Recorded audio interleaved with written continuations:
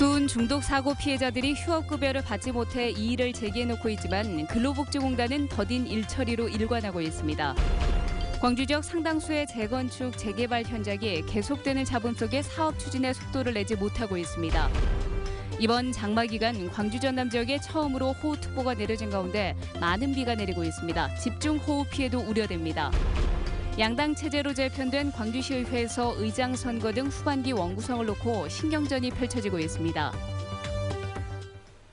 여러분 안녕하십니까?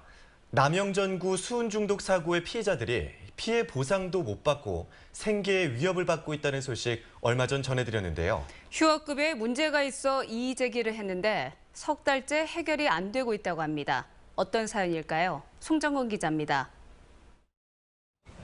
1년 4개월, 남영전구 작업장에서 수은에 중독된 46살 김모 씨가 후유증으로 일을 하지 못한 기간입니다.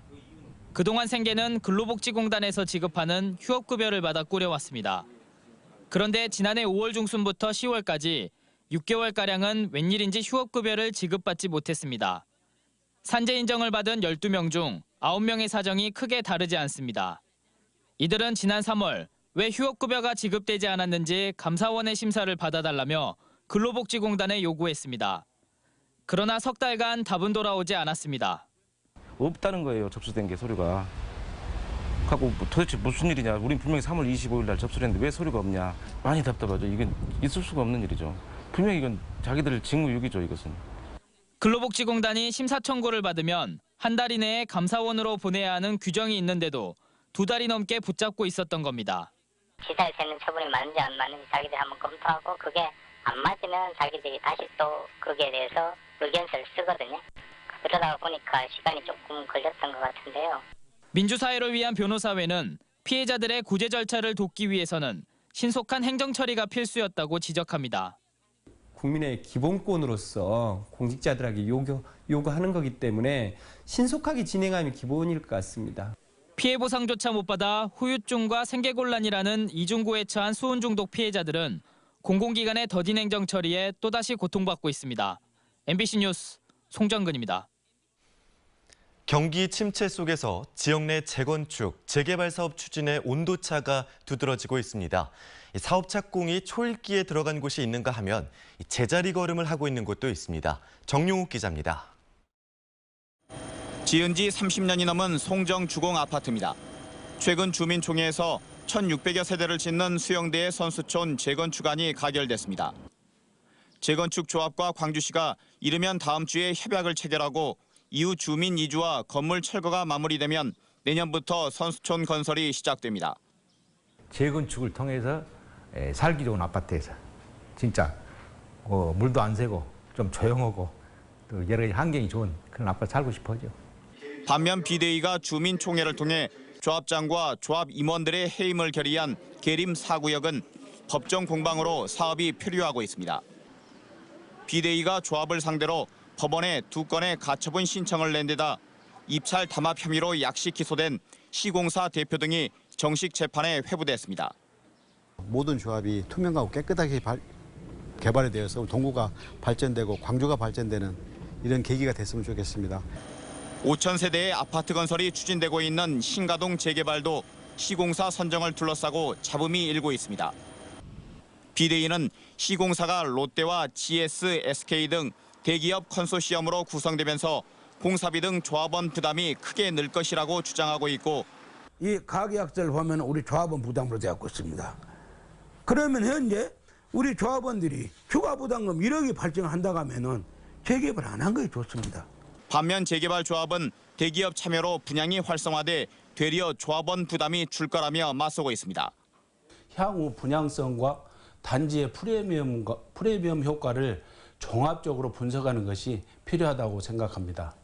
광주 지역 주택 경기가 하락세로 돌아섰다는 경기 지표가 잇따라 나오고 있는 가운데 재개발, 재건축 사업이 얼마나 빠르게 추진될 수 있을지에 관심이 모아지고 있습니다. MBC 뉴스 정용욱입니다. 지난 10년 동안 개발이 지지부진했던 어등산 리조트 사업에 청신호가 켜졌습니다. 광주지법 민사 14부는 어등산 리조트가 광주도시공사를 상대로 제기한 소유권 이전 등기 소송에서 도시공사로 하여금 리조트 측에 229억 원을 지급하라는 강제 조정 결정을 내렸습니다. 이 조정을 리조트 측이 받아들이면서 투자비 반환 소송이 사실상 마무리됐습니다. 이에 따라 광주시는 사업 변경을 통해 새로운 사업자 공모에 나설 계획이어서 어등산 사업이 10년 만에 새로운 전기를 맞게 됐습니다. 광주에는 올 들어 처음으로 호우주의보가 내려진 가운데 장대비가 쏟아지고 있습니다. 이번 주말 내내 국지성 호우가 이어진다는 예보입니다. 김은수 기상캐스터가 전해드립니다. 하늘에 마치 구멍이 난 것처럼 장맛비가 쉴 새 없이 퍼붓습니다. 밤사이 빗줄기는 더 강해지겠습니다. 이번 주말에는 올해 장마가 시작된 이후 가장 많은 비가 올 것으로 보입니다. 내일까지 남해안과 지리산 부근에 150mm 이상의 폭우가, 광주와 전남 내륙에 50에서 100mm의 많은 비가 쏟아지겠습니다. 이에 따라 광주를 비롯한 전남 전 지역에는 호우주의보가 내려졌습니다. 또 전남 서해안에 강풍 예비특보가, 대부분 해상에는 풍랑 예비특보까지 내려진 상태입니다. 7월 하순 전반까지는 장마전선상에서 발달한 저기압 영향으로 다소 많은 비가 내릴 때가 있겠습니다. 남부지방의 장맛비는 다음 주 중반까지 길게 이어지면서 곳곳에 많은 비를 뿌릴 것으로 예상됩니다. 7월 시작부터 많은 비가 쏟아지고 있습니다. 주말 동안 장맛비로 인한 피해가 없도록 철저한 대비가 필요하겠습니다. MBC 뉴스 김은수입니다. 장마전선의 영향으로 광주 전남 지역에 많은 비가 내리고 있는 가운데 농작물 관리에 주의가 요구되고 있습니다. 전남 농업기술원은 벼가 물에 잠기지 않도록 물꼬를 낮추고 밭작물은 배수로를 정비해서 스패를 받지 않도록 주의해 줄 것을 당부했습니다. 또 과수원은 물이 잘 빠지도록 배수로를 손질해주고 새로 조성한 과수원의 토양 유실이 우려되는 곳에는 비닐이나 부직포를 덮어줘야 한다고 당부했습니다. 양당 체제로 재편된 광주시의회가 후반기 의장단 구성을 앞두고 벌써부터 신경전을 치르고 있습니다. 김철원 기자입니다. 광주시의회 후반기 의장을 뽑는 선거가 2파전 경선으로 진행되고 있습니다. 더불어민주당에서 조섭 의원이 당내 경선에서 이겨 후보로 결정됐고 국민의당에선 이은방 의원이 일찌감치 선거전에 나섰습니다. 의장이 된다면 우리 의원들께서 집행부당 견제와 감시 기능을 제대로 할 수 있도록 하고 시민과 소통할 수 있는 그런 공간들을 만드는 데 최적격자라고 봅니다. 본질에 있어서 문제 해결을 위한 의회와 또 우리 시가 협치, 상생 반드시 해야 할 필요성이 있다. 이렇게 개인적으로 생각하고 있습니다. 거기에 책임자는 저라고 생각합니다. 겉으로만 보면 더민주가 다수당인데다 국민의당보다 5석이 많아 무난한 낙승이 예상되지만 더민주가 광주시 의회 의장을 배출할지는 막판까지 가봐야 한다는 전망이 많습니다. 더불어민주당이 최근 결성한 교섭단체의 불참한 의원 2명과 무소속 의원 1명이 국민의당 후보에 투표를 할 경우 11대 11 동수가 돼 결선 투표까지 가야 하고 전반기 조영표 의장을 지지했던 더민주 소속 의원 4명이 국민의당으로 간 조 의장을 따라 투표를 하게 되면 12대 10 혹은 13대 9로도 역전될 수 있습니다. 이에 따라 국민의당은 의원들 무기명 투표에 따른 자율투표제를 주장하고 있고 더불어민주당은 의석수에 따라 의장과 상임위원장을 배분하는 국회식 방법 적용을 주장하고 있습니다. 양측의 투표 방식에 대한 협상이 안 될 경우 후반기 의사 일정에 차질이 빚어지지 않을까 하는 우려의 목소리도 나오고 있습니다. 다음 달 8일로 예정된 광주시 의회 후반기 의정 선거 결과에 지역 정가의 관심이 집중되고 있습니다. MBC 뉴스 김철원입니다. 세월호를 기억하는 순천 시민 모임은 세월호 사고 당시 청와대 홍보수석이던 이정현 의원이 정부의 책임을 축소하고 비판을 차단하는 데만 급급했다고 주장했습니다. 순천 시민 모임은 보도자료를 통해 보도 개입 의혹이 제기된 이 의원의 자진 사퇴와 언론 통제에 대한 철저한 수사, 책임자 처벌 등을 촉구했습니다. 야당도 관련 논평을 내고 방송의 독립성과 자율성을 침해한 행동에 대한 합당한 책임을 져야 한다고 밝혔습니다. 더불어민주당 서영교 의원의 친인척 채용이 논란인 가운데 국민의당 송기석 의원이 형의 처남을 7급 비서로 채용한 사실이 드러나 논란입니다.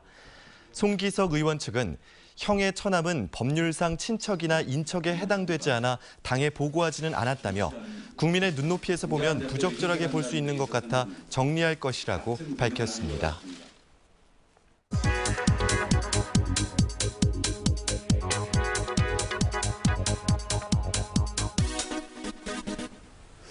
번잡한 도시를 떠나서 농어촌에서 제2의 인생을 사는 사람들이 늘어나고 있다는 말, 요즘 자주 접할 수가 있죠.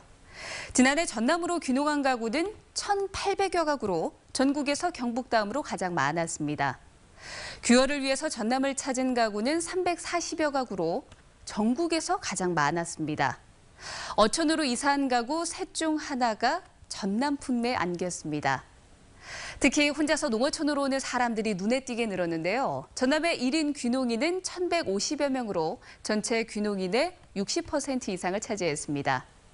혼자서 전남으로 온 1인 귀여인은 전체 귀여인의 70%나 됐습니다. 30대 젊은 층은 가족과 함께 농어촌으로 오는 사람이 많았고요. 나이가 많을수록 도시에 가족을 남겨두고 혼자서 귀농하는 비중이 높았습니다. 농어촌에서 새로운 삶을 시작하는 사람들이 늘어나는 건 고용이 불안정해지고요. 또 주거비 증가 등으로 도시에 살기가 갈수록 팍팍해지는 게 가장 큰 원인으로 꼽힙니다. 농어촌으로 오는 사람들이 늘어나고 있다는 게 반갑기도 하지만 한편으론 씁쓸한 이유입니다. 카드뉴스였습니다. 따뜻하고 착한 기업, 지역사회에도 공헌하고 이윤도 창출하는 사회적 기업을 말하는데요. 여전히 낯설게 느끼는 분들도 많으실 겁니다. 좋은 취지의 사회적 기업들을 알리기 위한 박람회가 열렸습니다. 이미지 뉴스 리포터입니다. 아기자기한 퀼트 제품들이 눈길을 끕니다. 이 물건들을 만든 건 일본 출신의 한 이주 여성. 퀼트 제품 판매를 통해 다문화 가정 주부들의 자립을 돕는 사회적 기업의 물건들입니다. 그래서 함께 사는 사회잖아요. 그러다 보니까 나 혼자만 배불리 잘 먹고 잘 사는 것보다는 함께 잘 사는 게 좋지 않을까라고 생각합니다. 취약계층에게 서비스나 일자리를 제공하고 이윤 창출도 하는 사회적 기업. 아름다운 가게처럼 주변에서 흔히 볼 수 있지만 여전히 잘 와닿지 않는 것이 현실입니다. 이런 사회적 기업들을 알리기 위한 박람회가 광주에서 열린 겁니다. 박람회에 참여한 사회적 기업들은 모두 130여 개. 가죽 다이어리부터 건강차, 우리밀로 만든 빵까지 품목도 다양합니다. 박람회에는 다채로운 부대 행사도 열리고 있습니다. 사회적 기업의 물건을 만드는 체험과 문화 공연 그리고 플리마켓까지 운영됩니다. 사회적 기업은 보통 판로 개척과 금융적 측면에서 어려움을 겪는데 이를 보완하는 정책적 지원에 대해서도 소개가 됐습니다. TV 홈쇼핑이나 그다음에 백화점, 온라인 쇼핑몰하고 연계를 해서 사회적 기업 제품들이 좀 작은 중소기업이지만은 그렇게 쉽게 입점이 가능하도록 저희가 노력을 하고 있고요. 나눔과 공생을 실천하는 사회적 기업. 사회적 기업에 대해 알 수 있고 물건도 살 수 있는 이번 박람회는 일요일까지 계속됩니다. MBC 뉴스 이미지입니다. 영호남 예술인들이 함께 꾸민 달빛동맹 예술교류제가 비골 시민문화관에서 열렸습니다. 광주 예총과 대구 예총이 마련한 무대에서 두 도시 예술인들은 전통과 현대를 넘나드는 다양한 음악과 춤을 무대에 올려 관객들의 갈채를 받았습니다. 광주 예총과 대구 예총은 달빛동맹 교류를 통해서 영호남의 문화예술 수준을 한층 더 끌어올리겠다고 말했습니다. 국제로타리 3710지구 신임 총재에 박상근 씨가 취임했습니다. 박상근 신임 총재는 취임식에서 회원 클럽 간 우호 증진과 효율적인 협력을 통해서 나눔과 배려를 통한 봉사의 실천이라는 로타리의 창립 이념을 충실하게 수행하겠다고 밝혔습니다. 광주 어등산에서 등산객을 상대로 묻지마 살인 사건을 저지른 40대가 국민참여재판을 신청했습니다.